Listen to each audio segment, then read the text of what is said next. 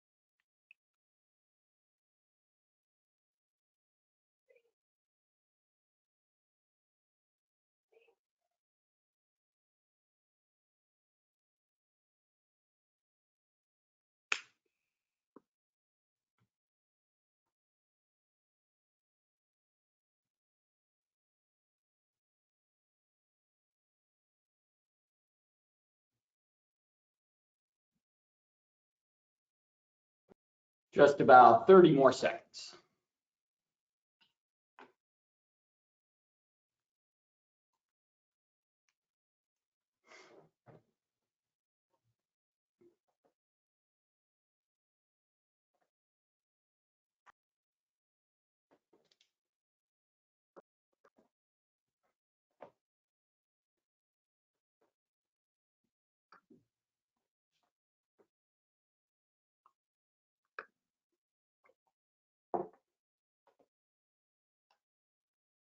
All right.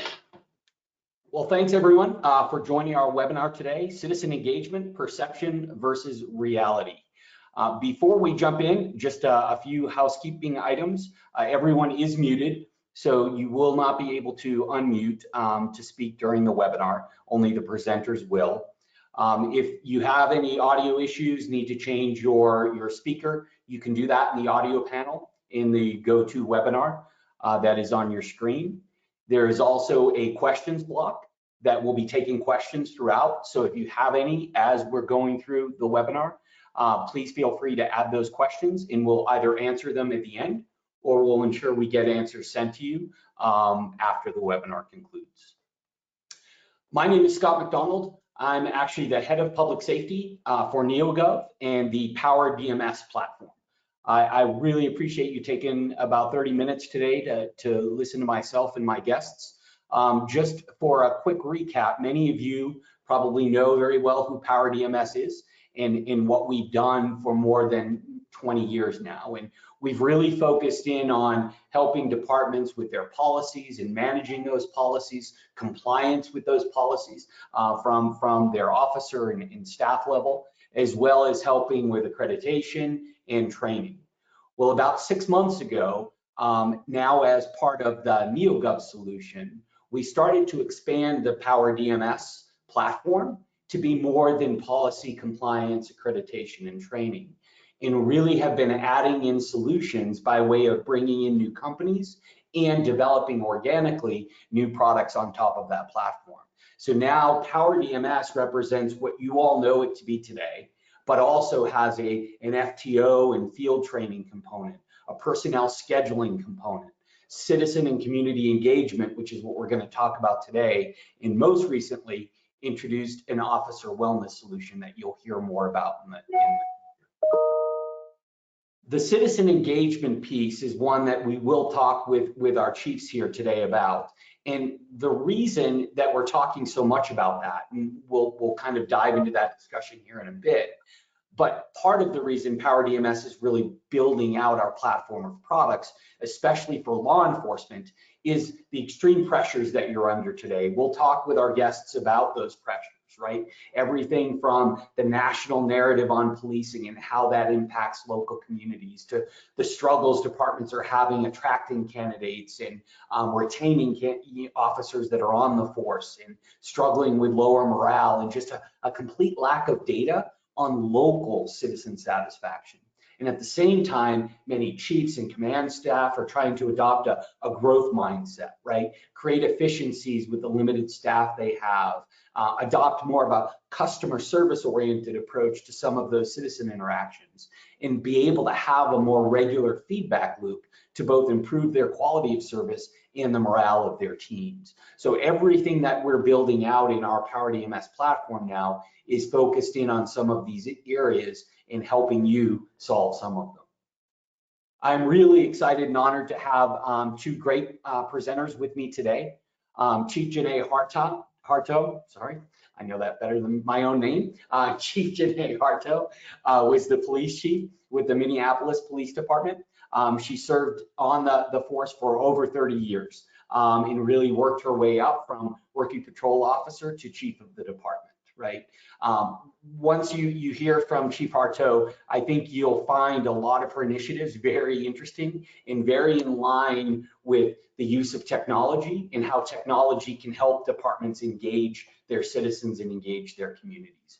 She's currently the CEO of a company called the Vitals app, which is pretty amazing in and of itself. And it's a solution to get real-time medical information to first responders about those that they're having interactions with. So welcome, Chief Harto, and thank you for being here.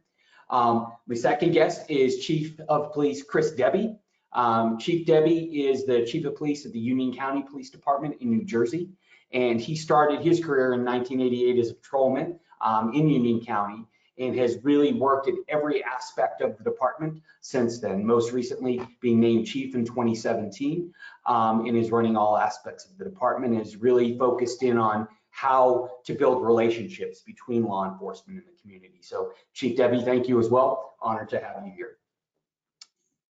So I think I'll start this by asking Chief Harto a little bit about some of those challenges that are facing law enforcement today and really have been facing law enforcement for the last several years and continue to build on each other. And how those challenges, specifically maybe those at the national level, can start to impact some of the local departments and the chiefs in those departments. Yeah, it's beyond a challenge today for police chiefs and sheriffs to be hiring. Recruitment, retention especially is challenging for those that have been around for a long time. There's always been an issue with making sure that law enforcement feels supported, but as the world becomes smaller because of social media, it doesn't matter what happens in your community, it impacts you.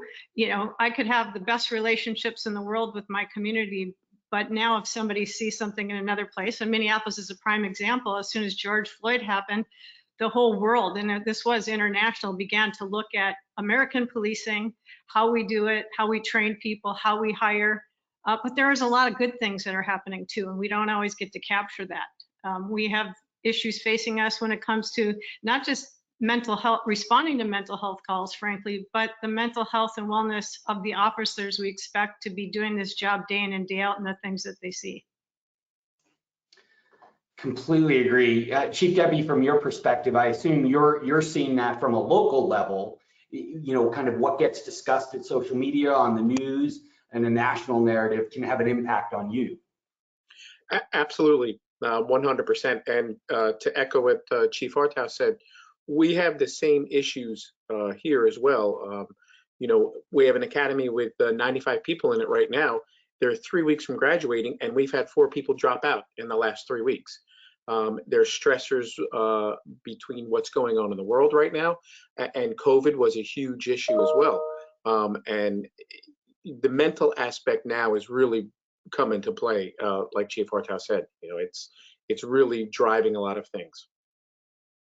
I'm interested in understanding kind of how that relates to your everyday interactions as well, right? Because I think what I hear from a lot of departments is what we're all hearing, on the news and social media at that national level doesn't necessarily translate to what you're seeing day in and day out, the interactions your department has with citizens. Is that a fair assessment? Yeah, unfortunately, where people get most of their information about what's happening in the police department is in the news. And certainly social media. And the news is not going to play all the positive interactions you've had that day. All the great things that the police officers have done, that's not newsworthy. What's newsworthy is controversy, excessive force, this idea of racial institutions and things that certainly need to be addressed, but aren't the only things that are happening. That's one of the reasons why I took to social media when I first became chief in 2012, and I was the Twitter chief, because I wanted people to know what not only I was doing, but what every member of the department was doing, because I got more than 2 minutes on the news program. And people could see for themselves exactly what was happening. And it was good for the officers to be able to put things out there and you could see truly what was going on. But not everybody has that opportunity, but I think people should start to use social media to their advantage a little bit more. I even did Twitter ride-alongs, it was fun. We would actually go out, I would work the street, even as the chief, and then I would tweet out and send pictures and people could see what I was doing and where I was, and they would follow along. And it was just a way to not only engage with the community, but for me, it was really good in recruitment, because now you can start to capture younger people who don't even watch the news. Traditional news is not even in existence anymore for any of them. So don't think you can recruit by putting anything out there either. It has to be done on Instagram, TikTok, whatever you can do to really capture our youth today. And that's really an important point, because I can, go out there today and see more and more chiefs adopting that approach, right? I want to be able to use a Twitter account. I want to be able to get out through my department's Facebook or Instagram accounts, more information to the community, right? The community at large, right? And that is really important, because community sentiment is very important in understanding how the department is viewed. What might be missing a little bit, and I'm curious to hear your perspective on this, is actual feedback from the interactions with your citizens, right? Because often, those who are following you on social media, those who are providing, sentiment about their perception from the community is one thing, right? But the perception of those that have actually had an interaction with your department is very different. And how would you kind of see that playing together? Yeah, for years, we only had the ability to have a citizen engagement survey that was conducted generally on an annual basis.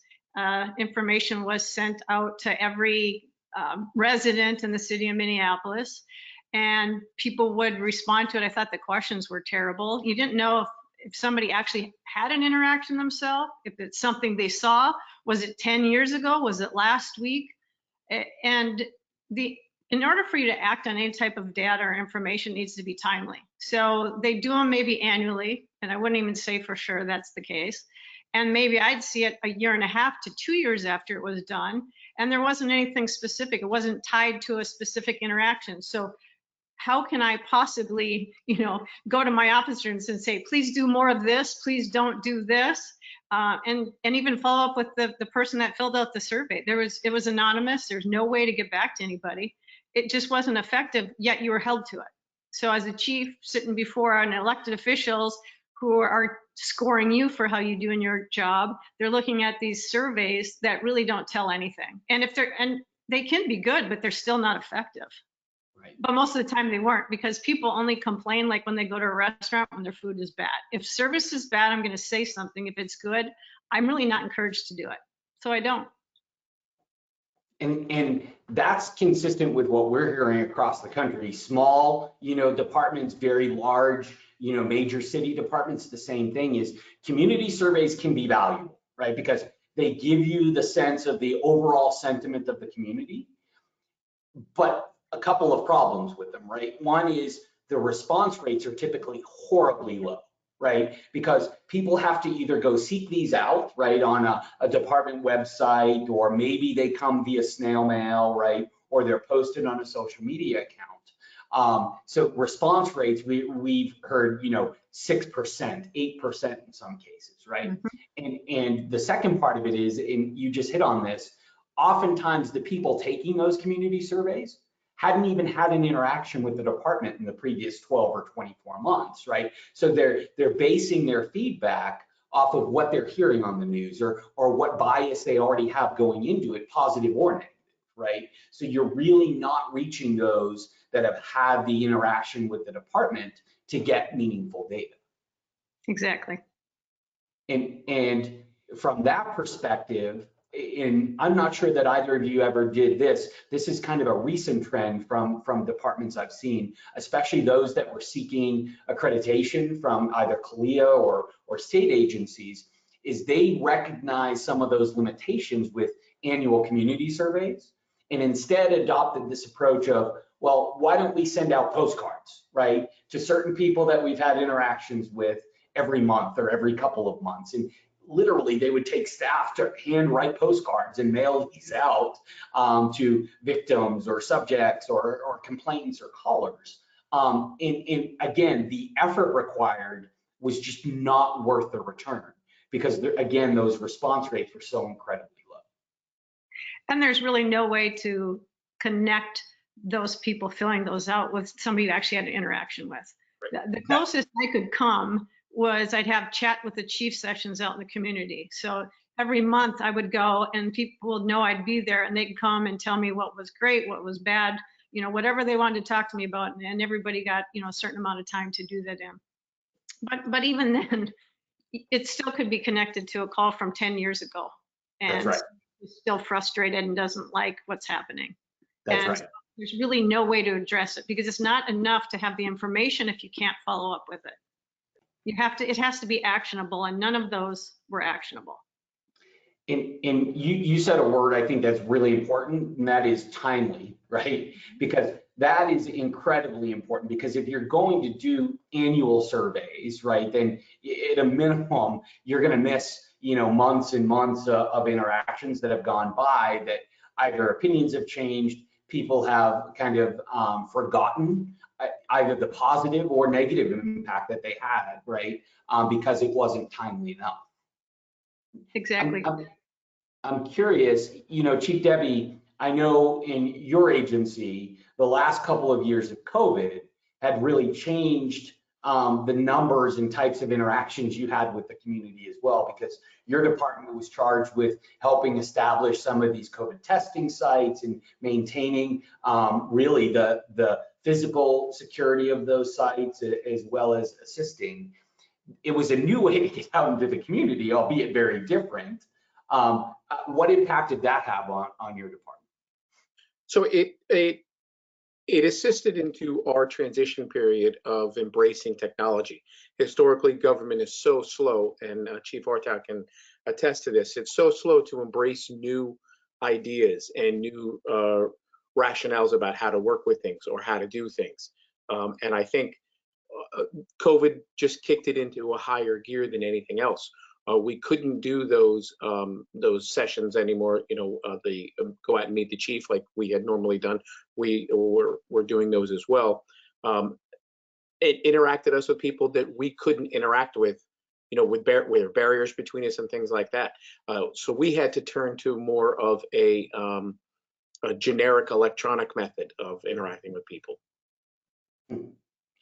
And that is interesting, because that is one of the reasons, we're here today talking about this issue and how some technology can help with that. And we saw that ramp up tremendously over the course of 2020 and 2021, is just this need to have more kind of digital automated interactions, right? Versus the face-to-face interactions that were becoming more commonplace prior to 2020. Right, and it doesn't replace that, but I think in many cases it supplements that as well. Chief Hartow, you made a statement, I think, a little while back, just about one of the biggest challenges being the lack of data about your true community perception, right? And how that lack of data really forced you to operate at a perception level versus a reality level, right? Would you say that that is something that plays a relatively important role in how chiefs are running their department today? Many are data driven in a lot of different areas. I know you were, Chief Debbie is, from a crime stats perspective, but this whole of data that or lack of data that exists in satisfaction levels, I assume is pretty problematic. It is, we use data really well in intelligence-led policing, and we can prevent crime even. And there was a time where police chiefs absolutely believed we had no control over crime and we were just law enforcement, not crime prevention. And that's not true. But what we don't know is what we're actually doing and have a methodology about, except I'm excited to talk more today about that, and getting the information from those specific people we come into contact with. This impacts every part of our ability to do our job. If we do not have legitimacy, we cannot have public safety to the level we should. But we don't believe we have any legitimacy because we're only hearing from a small percentage of people who are already angry with us, and that's not the whole. So I always heard the community's upset.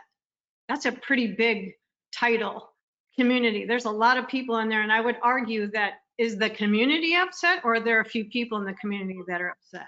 And the only way to address it is to truly understand it. And then why are they upset and what's actually happened? We know it's a small percentage of officers that have issues, and it's a small percentage of interactions. We need that specific data. And so I'm excited to hear about what can be done in that area. And I completely agree with Chief Hartel, because it's that theory of broad brush painting. You paint with a broad brush. There's a number of people that come out of the woodwork and speak loudly, and then all of a sudden, everybody, the entire community, like she said, is painted with that broad brush. The community's angry. When in essence, when it boils down to it, we realize that it's only half a dozen people or a small handful of people. And I agree with the community-based information aspect of gathering all that. Well, I'll let everyone know. So Chief Debbie and his department were actually one of the first ones to use a solution called Power Engage now. It's called Qt at the time. And what we sought to do with the chief and his team was not necessarily drown out those negative voices at all, right? But balance them, right, in a way that you started to hear some of the actual stories and get some of the actual feedback from those that were interacting with the officers every day, right? And that's what we set out to do, is balance it with another data point that you didn't have access to previously. And that was from the satisfaction level of the community, of the citizens. So this actually is some examples, and I'll let Chief Debbie talk about this a little bit. But part of what the Engage product does with Union County Police Department is it allows the system to automate text messages to complainants, victims, witnesses after interactions with an officer or after interactions with dispatch, right? So not dissimilar to the way you're interacting with, maybe a company today as a consumer, right? We all get those quick text confirmations after we order Amazon or making an appointment with our physician. What we wanted to do with Chief Debbie and his department was use that same technology to automate this, but recognizing the sensitive nature of some interactions don't lend themselves well to being text-based, right? Because it's not necessarily appropriate to send someone a text message when they're having the absolute worst day of their life, right? Conversely, you're probably not going to send a text message saying, did you like the speeding ticket you just got? Because we kind of know what those outcomes are going to be, regardless of how they felt about the officer. The end result was they got a speeding ticket, right? So what we did in working with the chief and his team were actually develop, appropriate rules that say, for these types of interactions, we want to send these types of messages, right? And Chief, maybe you could comment, because it's more than just getting feedback. That's a big part of it, but it's also about conveying information that keeps citizens informed and ideally satisfied, more satisfied than if they hadn't heard anything while they're waiting on a response or waiting on a case to be investigated. some of your feedback there on kind of the rollout and how you've used that. That actually has become a tremendous assistance to us more than anything else. We realized the world is tech savvy right now. It's tech heavy. My son would rather text me than call me. So, we're sending these text messages, we're interacting with people on these text message platform, and it's making it a lot easier for them to understand where we're coming from and for us to understand where they're coming from as well. And the biggest part is this has cut down on repeated calls to our dispatch center tremendously. I would say at least by 80%. We're sending updates out on text messages. If that radio car assigned to that job is then redirected to a higher priority call, they'll receive a text message. There's going to be a delay. We're reassigning your call to another car closer, or there's been a higher priority call. It's just tremendously helped us. And like I said, the biggest part is cut down on the manpower answering repeated calls. Yep. Absolutely. And I think that was one of the things we observed early on, right, with your team, and get some great feedback and ideas that were incorporated in is it not only kind of keeps the citizen informed, right, but the result of them being informed means they're not going to continue to call back, right, especially on those lower priority calls that, yeah, there are other jobs in the queue, right? We're not going to get there until, those are serviced. So they may not be happy about waiting 45 minutes for their graffiti complaint, right? But at least they're kept informed and they're not continuing to call back to the department. Well, and also what we found too is it keeps them interacted. It keeps them informed. They like to be informed. They don't think that their call was just taken, dropped, and put into the back of the queue so that they're going to be the last ones being answered. It continues an interaction with them to let them know, hey, you're still there. We know we're talking. We're sending somebody. We know this is important to you. And that again has been so beneficial. I think in your team in an automated way, so that no one has to sit there and kind of send these texts was just as important. Absolutely. So. And then beyond just sending informational texts, really one of the areas where we started first, we're sending these quick text surveys after an interaction to get some feedback and start to build out that data point, right? So just as if, we're getting a quick message after the internet tech leaves our house asking how well it went, that same concept, but doing it for the types of incidents or the types of reports where it's appropriate to do it at the appropriate time, right? And I'm gonna kind of surprise you here with some of your data, but you allowed me to use your data. So it was really interesting, and this is actually your police department's data. From the first month that we started to use it, the response rates to those surveys that went out via text message, over 54%. Over 54% of those citizens that were getting a quick text after an interaction with the department were taking the time to respond, right? And then 1 year later, right now when used for a full year, still well above 50% response rates, right? Compare that to some of the response rates we heard from annual community surveys of 6%, less than that for the broader community. This is pretty powerful from just a reach perspective, but then the value and quality of the responses that you're getting. Was this surprising at all, Chief, that you saw kind of greater than 50% of the citizens were taking the time to respond? It absolutely was. I don't think any of us expected that. I think we expected, much like we were getting on those annual surveys, 6, 7, 8, 10%.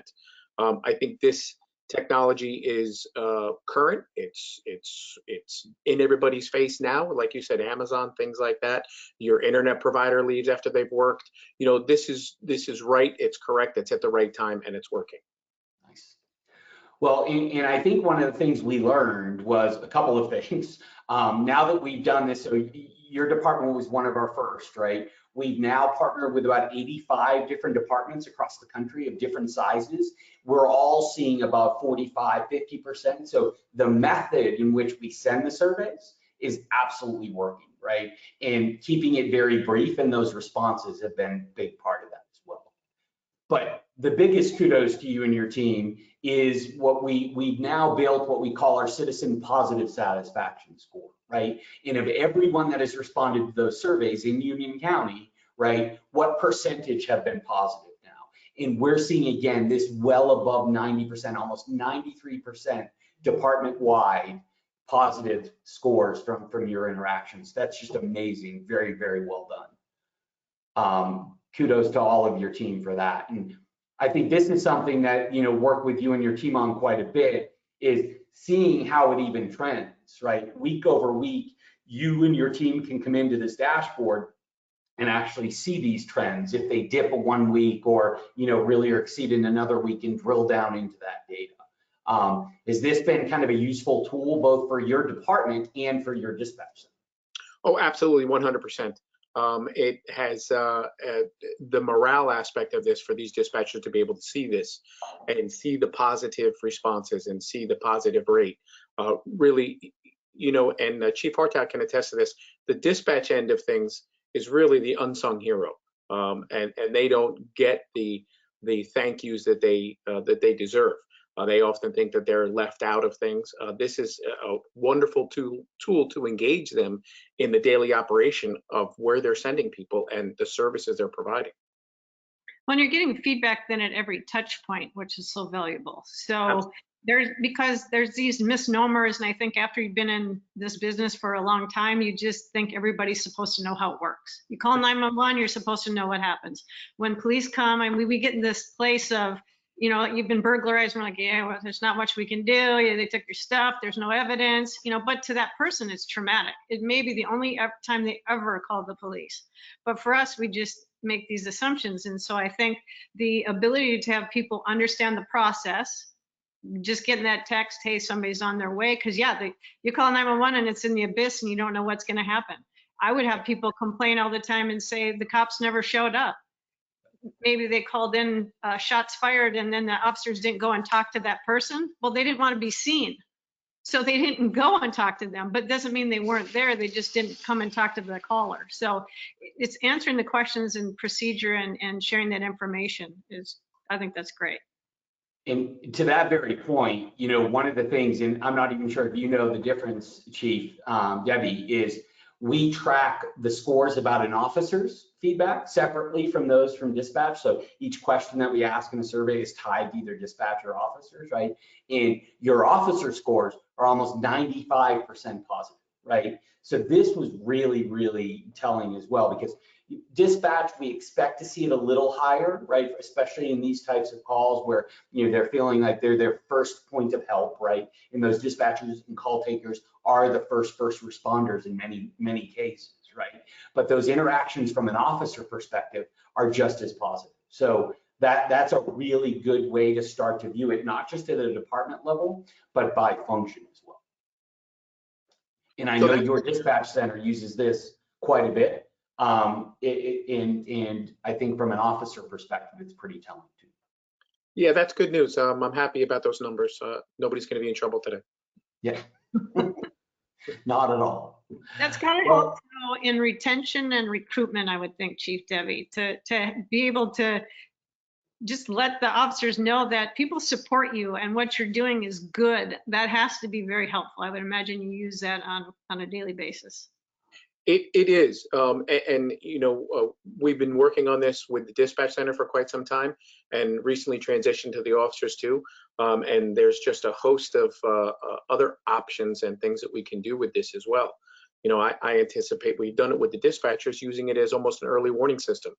We have a dispatcher that continues to come up with negative responses. We want to find out why. We're going to do the same thing on the police side as well. I always said the bellwether for me to know if somebody was going to go down a bad path was attitude and language. And they're the lowest level, right? They're the lowest level in discipline, but to me, they were the biggest indicator of what that person's future was going to be like. And if you have an attitude with people on a daily basis and you tend to say the same phrases and things, that's absolutely an early warning system. And it's a great way to get it. Nobody wants any of their officers. You don't want them to lose their job, and you certainly don't want them to get in big trouble. and have some, make national and international news like we've seen. 100%. And they're a reflection of my administration. They're a reflection of me. They're a reflection of us as chief administrators.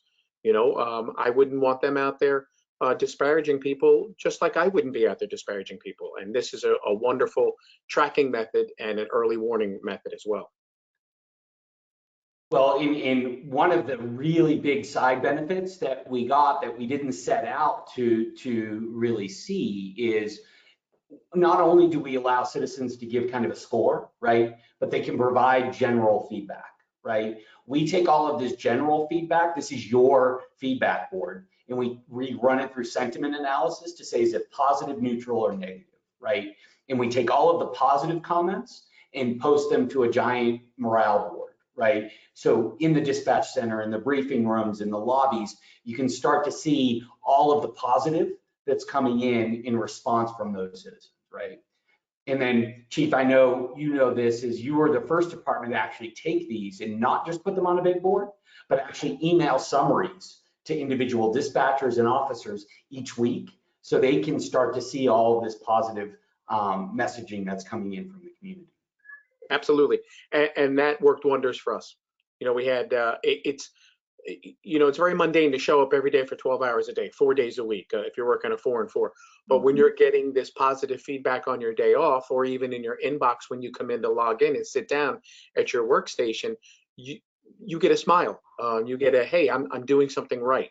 And that positive feedback, it's an electronic pat on the back is really what it is. And it has worked wonders for us. Awesome.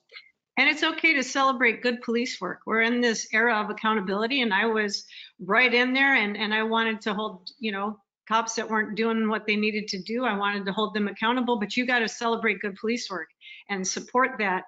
Otherwise, it's like having 3 kids, and every time one gets in trouble, everybody gets in trouble. Well, that doesn't make any sense to me. And, if we're, you have to be just as strong in discipline as you are in showing support for the good work. Because if you want to get more of it, you have to be able to highlight it and demonstrate, this is what I want more of. And if the only thing I ever see is discipline, how motivating is that for anybody? Yep. Not. Well, and all of this really, thanks tremendous amount of effort to, Chief Debbie and your department for helping us start to see this data in different ways and how important it is. And then ideally, over the course of the last, 18 months, the team has been able to reap the benefits of this as well. Really, just real quick, how it works for those that are curious, what the system does is it reads from the CAD and RMS system, right, to decide what type of text goes out to who automatically after what type of interaction, right? So this is what allows us to target the appropriate role of person, right? The complainant versus the patient, or the victim versus the subject with the appropriate message, right? Be that pre-arrival instructions that we saw, updates about a case, or these quick satisfaction surveys, right? So this has really been a huge benefit of us to do this without requiring extensive interfaces from the CAD and RMS system. We do that read and send it out. And then those messages are sent all via text. So we're not sending out a link that someone has to click on and go answer 20 questions, because nowadays most people don't click on links from numbers of people they don't know, right? And worse off, we're just not going to take the time to do it too often, right? So this is how we've been able to get that data to flow in Union County and in Albany and Newark and Arvada, Colorado, and in about 80 other departments across the country by automating that feedback loop with the chiefs and the department. The last thing I'll hit on, and Chief, you haven't started to use this yet, but several other of our departments have, is they said, listen, not everyone's going to have their cell phone right available, right? And I may want to get feedback from the broader community, right, that maybe didn't have an interaction. So what we built now is the ability to create QR codes automatically in the system, and those QR codes get put on postcards that are handed out at community events, right? They get put on signs. We've got a department in New York that's handing them out on the back of every officer's business card, right? And all a citizen has to do is scan the QR code, and they can take that same type of survey that is in fact available to those that have been texted it, right? So it's broadening the reach, but we can still segment those that had an interaction from those that were initiated by, let's say, a QR code or some other source. So I think this is how we're viewing it today, is whatever opportunity we have to let you all get that feedback and have that data and balance some of the perception that's out there, I think is only beneficial to everyone. So I agree. That's really cool. I would think like National Night Out would be a great way to get that QR code out there. absolutely. And the departments that have done that can create their own surveys, not just about the interaction with the department, but how was this event, right? How can we improve engagement with the community differently, right? So it's any number of types of surveys can be created in the system by the department and then taken by citizens at any place. So, And the community engagement is ultimately community policing. It's difficult to do community policing without the community engagement, to know what the community needs, how they feel about you, how you can adapt yourself. And this system really gives us the opportunity to grow and become part of the community. And they actually play a role. So you can't build relationships one-sided. You can't do them in times of crisis. So there has to be those opportunities outside of a 911 call to build the relationship. It's never built in the crisis. beautiful. All right, so I know we ran a bit over. Our target had been 30 minutes. We've gone a little bit beyond that, but there are a few Q&As that were asked. I'll answer one or two of them now, and then feel free to add them to the question tree here, and we'll get a response out to everyone. But the first one, Chief Debbie, is have you ever used this data, whether either your city council or your county, and have they recognized kind of the job that you're doing as a result? Absolutely. We put data packages together for our commissioners, our county commissioners who are elected officials. They're very happy and pleased to see the community engagement and the level of positivity that we're getting back. And again, it makes our department responsible to the community as well. I think I saw a press release actually that the council members did, right? They came to the department and actually put up some of the positive feedback on the walls and the screen to celebrate kind of the public safety work that you're all doing. So we did. That's awesome. awesome. That is really great because, oh, sorry. Go ahead, Chief. I said, that's great feedback. What does that feel like? Some of us chief didn't get that so much. It's different.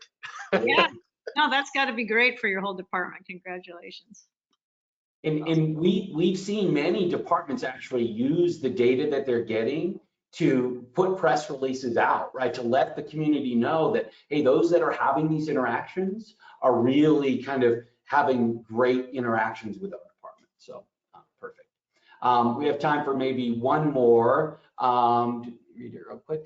So Chief, I'll pose this to you then, Chief Harto, is how would you assume to balance kind of some of the positive that's coming in from an interaction with maybe some of that national perception that's out there? Can you use the data, maybe I'm paraphrasing a little bit, to tell a combined story, if you will, where they don't necessarily conflict with each other? I think so. The ability to acknowledge what's happening nationally and that we should maybe be reimagining and understanding trends and what's going on, but that specifically in this community, here's where we are, here's what's happening, here's how people feel about it, here are the things that aren't working, or here's the individuals that maybe are having issues, and we're addressing it. But I think we can do both at the same time, but you have to have real information to be able to do that. It can't just be hypothetical. And we have to be able to make progress. We can't take 10 steps backwards because something happens in another state. We have to be able to move forward, and the best way to do that is to have really good information, timely information, actionable information. Very well said. I think with that, we'll close out the webinar. Like I said, continue, add your questions if you have them. Feel free to send them in via email as well, and we'll get them answered for everyone. Chief Harto, Chief Debbie, can't thank you enough for jumping on today, and really appreciate all the work that you do. Stay safe. Thank you, you too. Have a great day.